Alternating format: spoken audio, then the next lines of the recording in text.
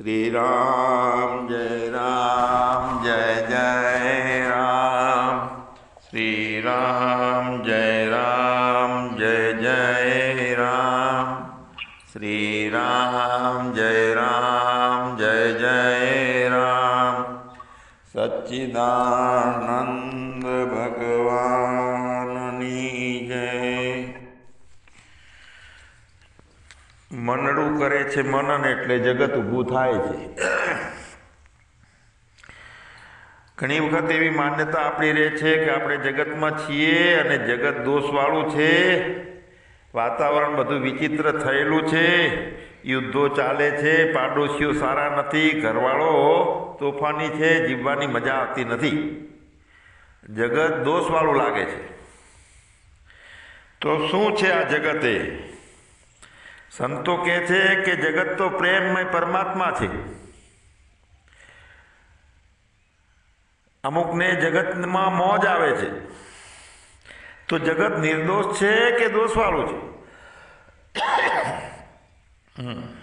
કેટલી યુદ્ધો થાય છે, કેટલી ભયંકર ઘટનાઓ ઘટે છે, માણસને મર્ડરો કરી નાખે છે, કોઈ પ્રેમમાં ફસાય છે, કોઈ હું તું મારા તારામાં, કોઈ જેલોમાં જાય છે, કોઈ એકબીજાના ટાંગા ભાગી નાખે છે 5 જણા આવીને. તો આવું બધું સાંભળીએ છીએ એટલે એ વખતે લાગે છે કે આવું ભયંકર જગત, અને આવા ભયંકર જગતમાં કેમ મનુષ્ય જન્મ સુખી દુઃખી થવા માટે ઈશ્વરે નિર્માણ કર્યો છે.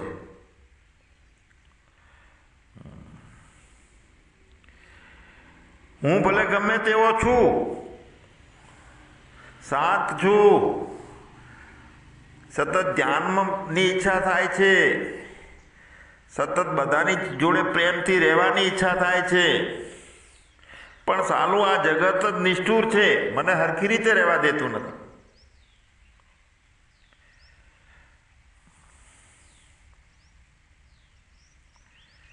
તો દોષ લાગે છે જગતમાં, અને જગતમાં નિર્દોષતા ક્યારે જણાશે?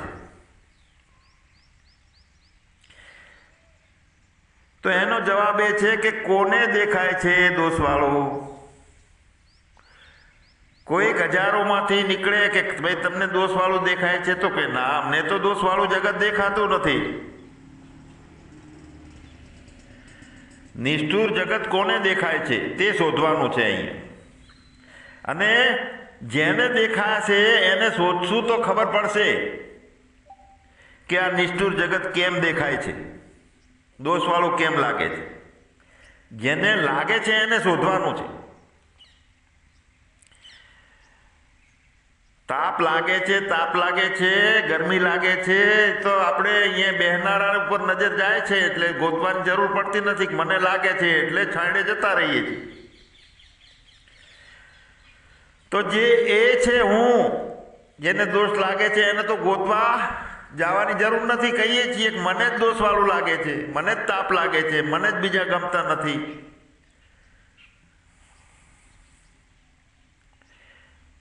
તો પ્રશ્નો વ્યાજબી છે બધાય, પણ તો પછી બીજી ગોતીએ કે આ જગત કોનું છે.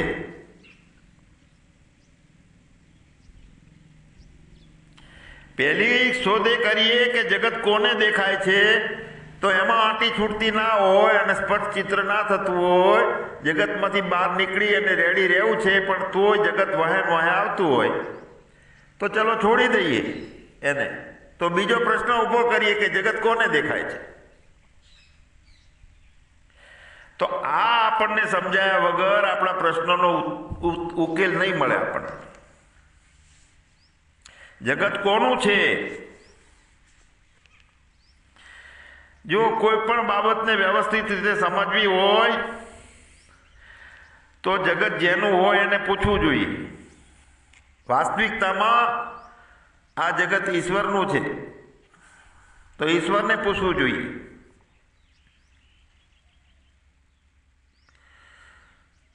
તો એ ઠરેલો છે, જ્ઞાની છે, એ ઈશ્વરને પૂછે કે ભાઈ મારું નથી. પણ જેને મારું લાગે છે, મારો ભાવ છૂટ્યો નથી, તો એને પૂછવું જોઈએ કે આ જગતમાં તમે જીવી રહ્યા છો અને જે દોષવાળું લાગે છે, ગમા થાય છે, અને તમે જ આ જગતમાં જીવી રહ્યા છો, એમાં ખેલી રહ્યા છો, તો તમે પોતે આ નિર્માણ કરેલું છે કે નહીં? તો ભૂલ સમજાય કે હા, મારી અજ્ઞાનતાથી મેં આવું જગત બનાવી દીધું. તો મારી અજ્ઞાનતાથી મેં આવું જગત બનાવ્યું છે, તો મારી જ્ઞાનથી હું એ જગતને બદલી શકું કે નહીં? મારી માન્યતાઓને બદલી શકું કે નહીં? અથવા બિલકુલ જગતને મારાથી દૂર કરી દઈ શકું કે નહીં?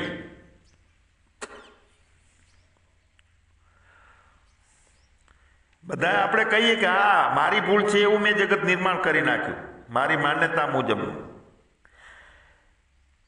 પણ હજુ બરોબર સમજાતું નથી કે મેં જ કર્યું છે કે પછી જગત છે જેમ છે એમ. તો એનો જવાબ એ છે કે તમે કોણ છો, પોતાને જાણો. અત્યારે આપણને આ જગત સમજાતું નથી કે મેં નિર્માણ કર્યું છે એ કયું, ને ઈશ્વરે નિર્માણ કર્યું છે એ કયું. ઈશ્વરે 2 બીબા નિર્માણ કર્યા, મહત પ્રકૃતિએ 5 મહાભૂતો નિર્માણ કર્યા, અને વિશેષ થયેલી પ્રકૃતિએ ગુણો ઊભા કર્યા છે સમષ્ટિએ, હિરણ્ય ગર્ભથી. અને દેશ અને કાળ પોતે મનથી બનાવેલું છે. એ દેશ અને કાળ માની અને દ્રષ્ટા એવો બની ગયો છે એટલે દોષવાળું લાગે છે. તો એ આપણે પોતાને જાણવાનો છે કે હું કોણ,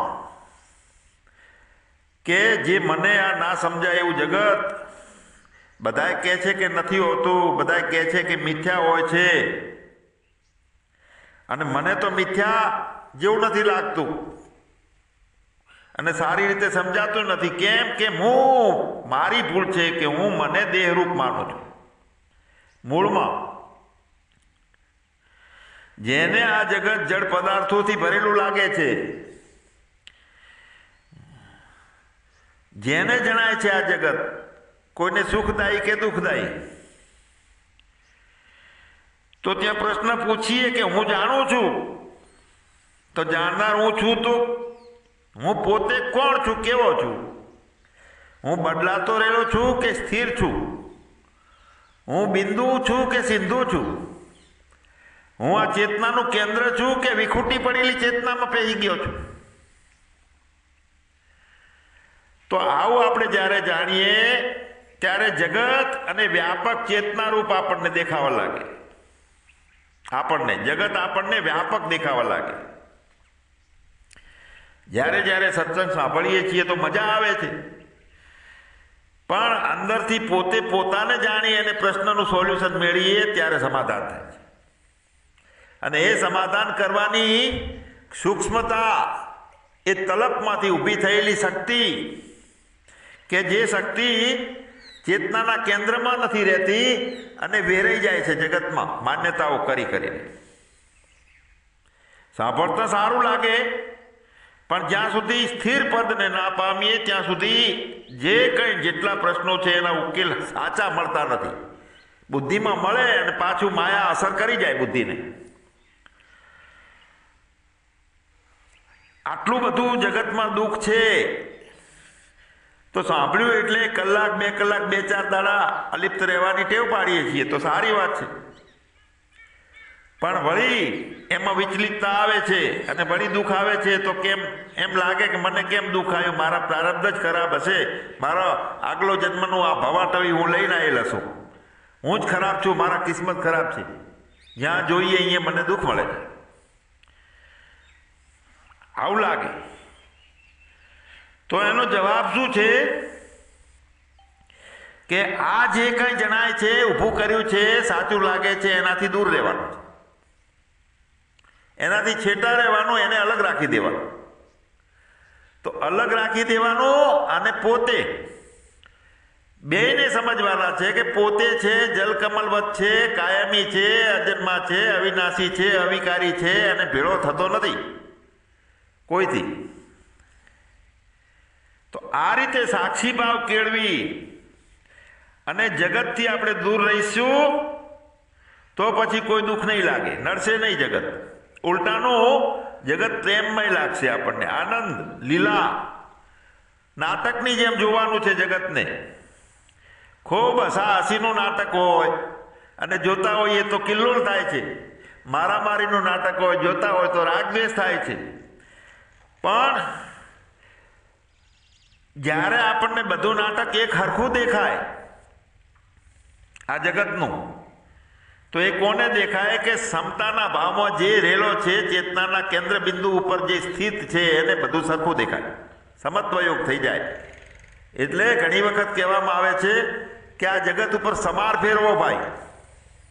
ખેડી ખેડી અને કાંકરા ઘણા ઢેફા ઘણા ઊભા કરી નાખ્યા પૃથ્વીમાં, અને જ્યારે કાંઈક બીજ વાવવાનું હોય છે એના ઉપર સમાર ફેરીએ તો સમતળ થઈ જાય જમીન, એમાં બીજ ઉગે. એટલે સમત્વ યોગમ ઉચ્ચતે.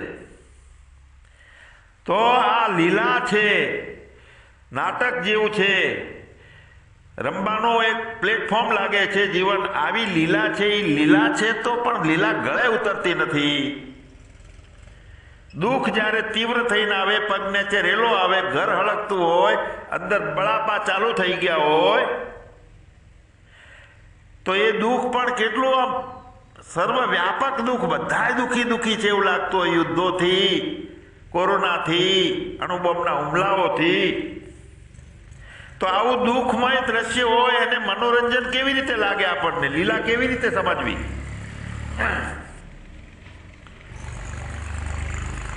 આપણે સમજીએ કે આપણી મનની વિકૃતિ છે એટલે દુઃખ ધારણ કરી લઈએ છીએ, પણ સમષ્ટિમાં તો દુઃખ આવે છે, આખી સમષ્ટિની બુદ્ધિની વિકૃતિ આવી જાય છે. આવો ઈશ્વર હોય નિષ્ઠુર કે દુઃખો જ ઊભા કરે છે, તો ક્યાંક સમાજમાં ખોટ લઈ જાય છે આપણા. શું થાય છે? ભૂલ કે દ્રષ્ટા છે એ દ્રશ્ય સાથે એકરૂપ થાય એટલે એ દુઃખ ઊભા થાય.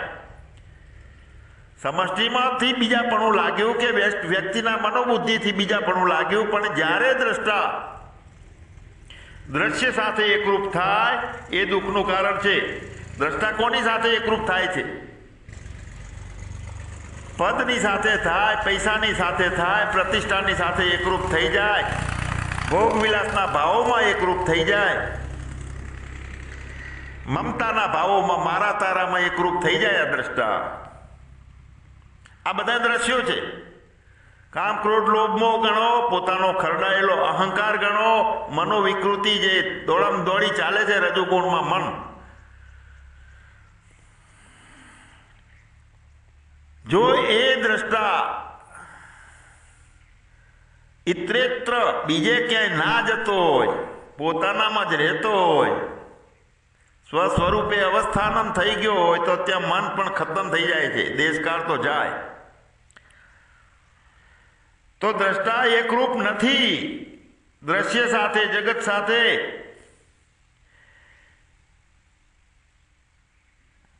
જગતને ઊભું કરીને દુઃખી થાય છે એકરૂપ નથી તો. જો પોતાનામાં જ રહે, પોતાની સાથે એકરૂપ થઈ જાય તો નિર્દોષ છે જગત, અને જગત સાથે એકરૂપ થઈ જાય છે તો જગત એ દુઃખનું કારણ બને છે. અને જગત સાથે ઓતપ્રોત રહી અને ખેલ ખેલે છે કે મને દુઃખ આવે છે, મને મજા આવે છે, તો ઈચ્છાઓની ઉત્પત્તિ ત્યાંથી થાય છે.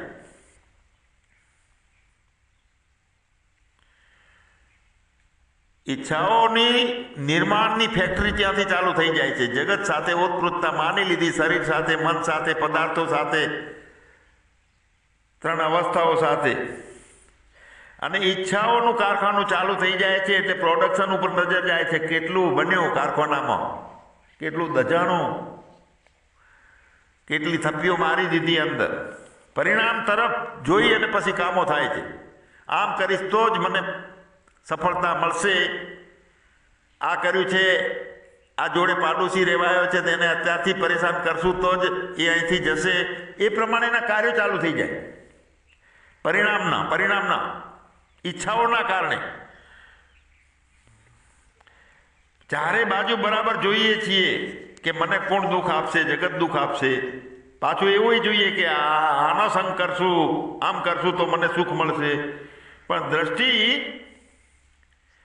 એ જગત ઉપર જ રહે છે. સુખ મેળવવા જઈએ કે દુઃખ મેળવવા જઈએ,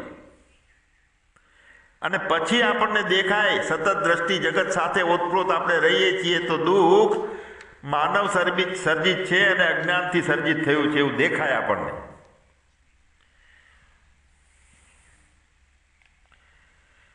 તો ભાઈ કેમ શિવ થકી જીવ થયો? આત્મા કેમ દુઃખોનું નિર્માણ કરવા લાગ્યો? એનામાં શું ખોટ્યું? એને કેમ આવી મૂર્ખતા કરી છે? અસંગી હોવા છતાં લેપાયમાન કેમ થયો? ક્યારથી થયો? એ પોતા દુઃખી થાય છે, બીજાને દુઃખ આપે છે. આવો કેમ થઈ ગયો હશે? પરમાત્મા હોવા છતાં સ્વપ્નની અંદર તો સપનું આવે છે, એટલે એ સપનાના ખાનિયામાં આપણે એકલા પુરાયેલા હોઈએ છીએ ને આપણને એકલા સપનું દેખાય છે ને એકલા જ ભોગવીએ છીએ દુઃખ. પણ બીજાના જીવનમાં જે ઉથલ પાથલ મચાવનાર આ જાગ્રત સપનું છે એ કેવું વિચિત્ર છે.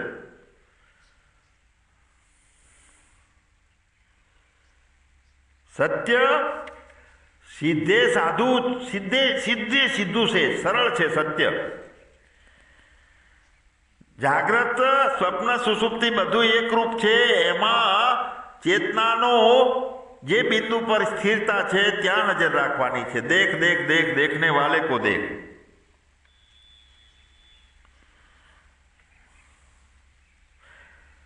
શાશ્વત એક વાત જ છે કે બધું એકરૂપ છે અને કાંઈ વિરોધી નથી પરમાત્માથી.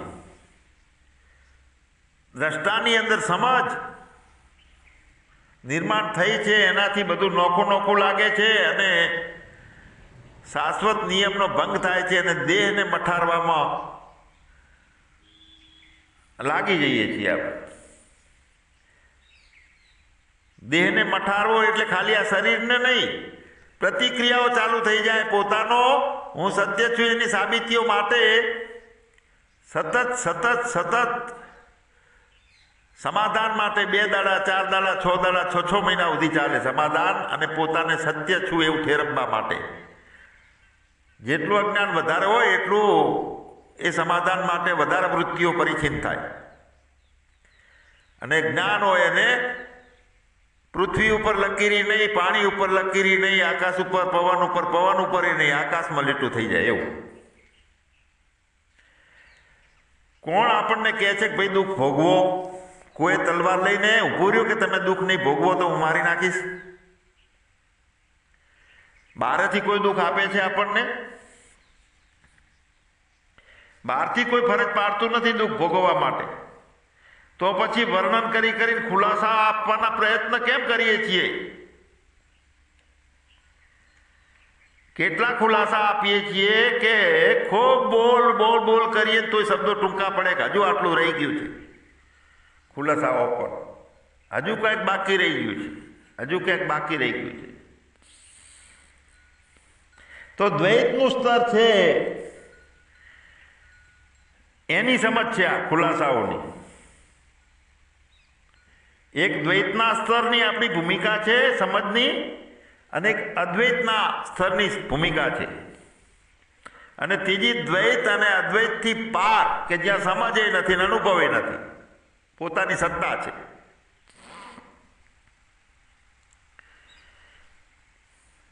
પોતે અપ્રકાશિત છે, પોતે પણ બધાને પ્રકાશિત કરનાર છે.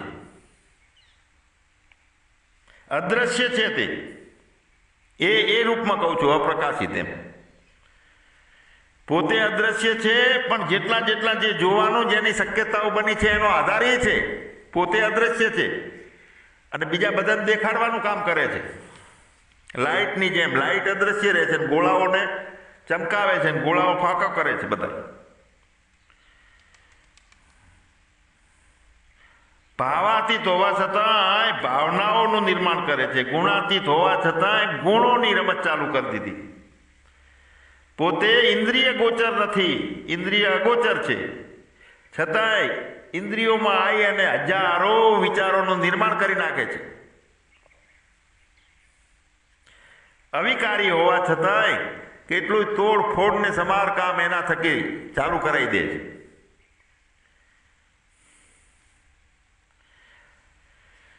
અસ્તિત્વ જેટલું આપણે ઊભું કર્યું, અસ્તિત્વ એટલે છે, જણાય છે તે બધું એને જન્મ આપનાર જે છે પોતે પણ પડદાની પાછળ છુપો રહીને બધું કામ કરે છે. જેટલી જેટલી ગતિ છે, કાળ છે, દોડાદોડી છે, એની પાછળ એક અચલ સત્તા રૂપે કામ કરે છે અને બધાને ચલાયમાન કરે છે, ચલિત કરે છે, દેશને, કાળને, વ્યક્તિને, મનને.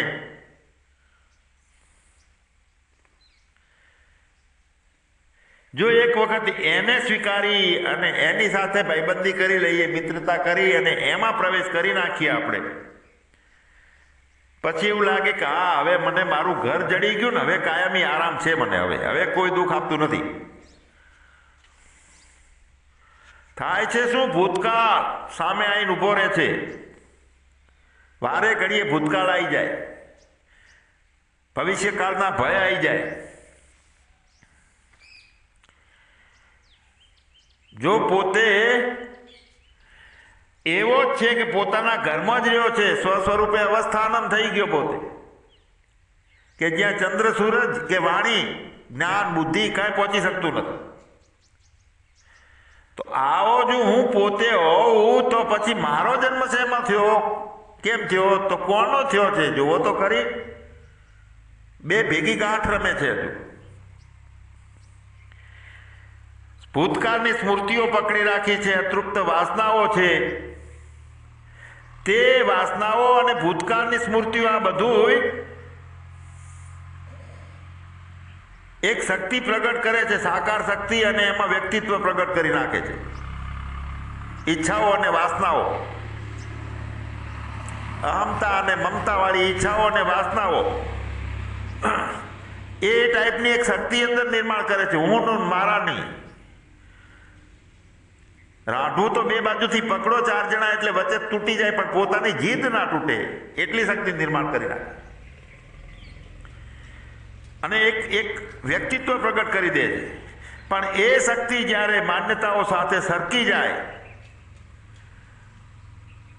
જે ઘડો એની અંદર બધા મસાલા ભર્યા છે, હું, મારું, કામ, ક્રોધ, આનંદ, મજા, ખુશી, અનુભવ, પંડિતાઈ બધું ભર્યું છે, એ ભરેલો ઘડો, ભરેલી મટકી બધી પટકાઈ જાય. એની હંગાથે એમાં રહેલી શક્તિ છે એ પણ પટકાઈ જાય, બધું સરકી જાય છે. ત્યારે વ્યક્તિત્વનું મૃત્યુ થાય છે. જેને હું છું, હું છું, હું છું, હું જાણું છું, હું સમજુ છું, એ કરે છે ને, એ મટે છે પછી.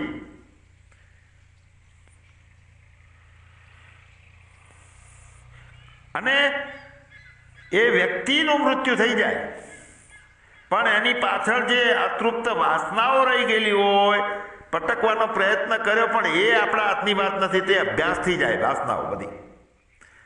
કયો અભ્યાસ? પોતાના સ્વરૂપમાં સ્થિતિ, બીજું બધું ફોક છે એ સતત અભ્યાસ થાય. અને જો ના છૂટતી હોય તો ઈશ્વર લાફા મારવાનું ચાલુ કરે. બે ચાર આખા ભાગે એક્સિડન્ટ કરાવીને સંબંધીઓ ઝઘડવા આવે, બધું પડાઈ જાય, ચોર ચોરી જાય, અગ્નિ લૂંટી જાય, પછી બધા મોહ ઉતરે, નો આધારો કરે ઈશ્વર, કારણ કે એને આધાર આપવો છે ઈશ્વરને. લીસોટા રહી જાય છે અતૃપ્ત વાસનાઓ. પછીના જન્મોમાં સંક્રમિત બધું નવા જન્મમાં પછી ભેગો મસાલો લઈ જાય, સંક્રમણ કરી.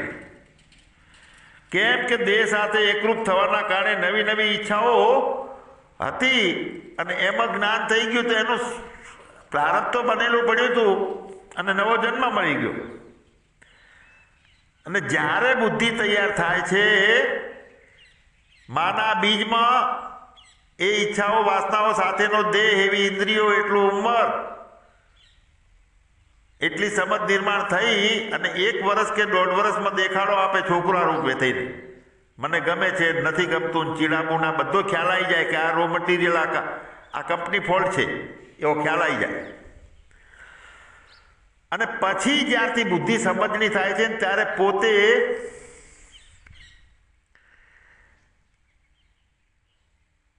દુઃખો સહન કરતા કરતા સ્થિરતા આવે કે આટલા માટે મનુષ્ય જન્મ હશે.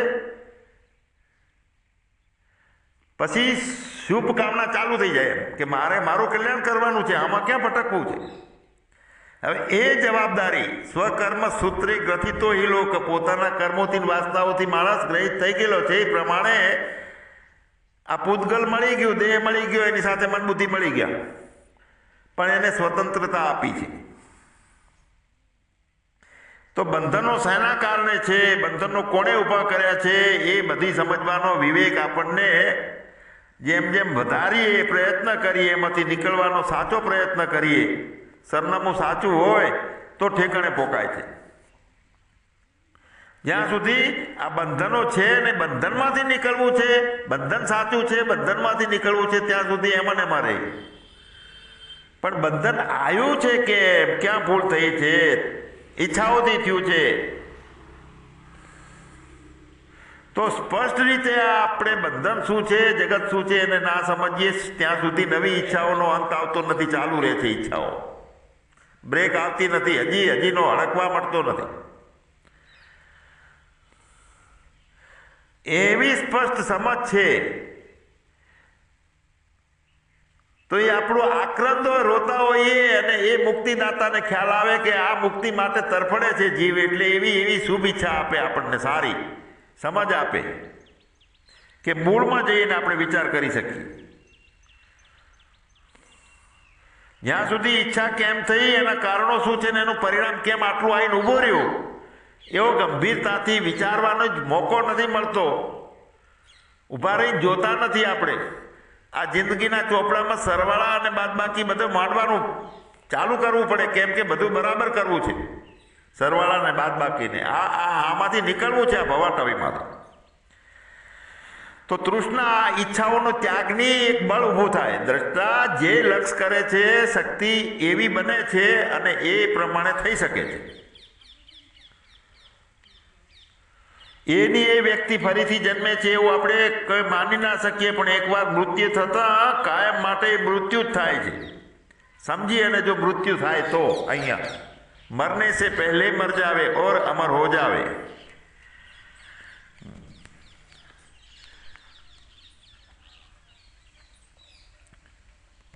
તો એ મૃત્યુ થઈ જાય છે, પણ સ્મૃતિમાંથી જે ઈચ્છા, ભય આ બધા બાકી રહી જાય છે ને, એટલે એ પછી નવા જ્યારે કેટલા વર્ષ સુધી ગ્રહો નક્ષત્રો ઉપર કોઈ વાસના રૂપે રોઈ ભટકશે કે સંતોનું સાનિધ્ય સૂક્ષ્મ પવનના દેહથી વિચરતો રહેલો આ પ્રેત, આ આત્મા ક્યારે ભટકશે, ક્યાં ભટકશે, ક્યાં સુખ ગોતશે કે પછી ઈચ્છા તૃપ્તિ પૂર્તિ માટે કરી અને રોશે, કોઈ વૃક્ષના થડમાં જઈને બેસે, કોઈ ગ્રહોમાં જશે. નીચ વાસનાઓ હશે તો સારું શુદ્ધ વસ્તુ એની જોડે લાવી નહીં શકે. એ ગટરનો પાણી પીને એને સંતોષ મેળવવો હોય છે, સૂંઘીને. પ્રેતની સત્તા છે આ બધી. સ્મૃતિઓમાં ઈચ્છા અને ભય રહી ગયા હોય ને તો સુધી તો વાંધો નથી, સીધો જન્મ મળે. પણ એની સાથે વિચિત્રતા રહી ગઈ હોય બધી રાગ દ્વેષની ને કોઈ ઉપર એવું જો છેલ્લા ટાઈમે યાદ આવી જાય તો એ પરમ સત્તામાં પ્રાપ્તિ નથી કરી શકતો. એ વખતે પ્રેત રૂપે પણ હજારો જન્મો, હજારો વર્ષો સુધી ભટકતો રહે, રોતો કકળતો.